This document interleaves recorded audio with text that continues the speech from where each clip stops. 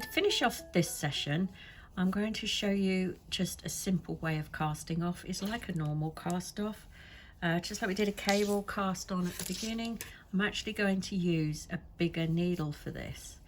And I'm only casting off in the light colour. So I've cut the contrast colour and I'll weave that in later. By the way, when you're weaving in, it's best to obviously just weave it down into the same colour column.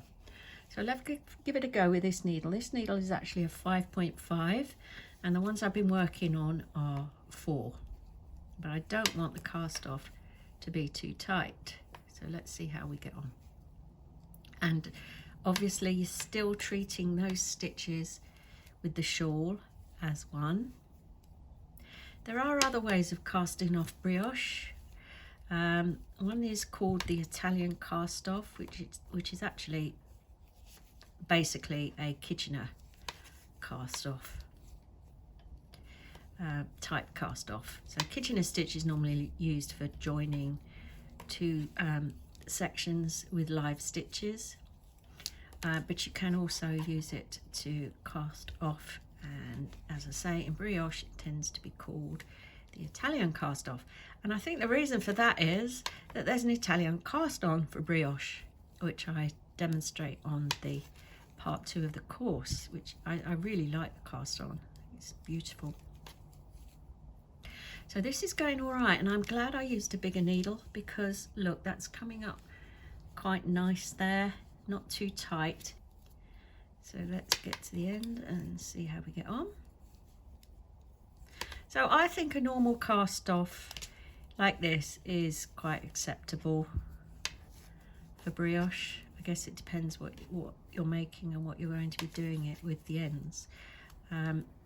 So if you're interested in more advanced cast-ons and cast-offs, they'll be covered on part 2, along with lots of other wonderful things.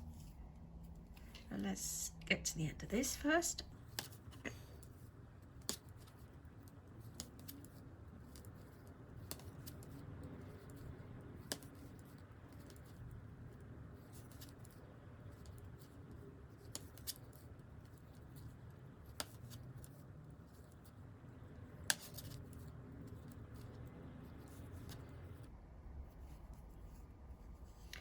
And I'll pull through and just grab scissors.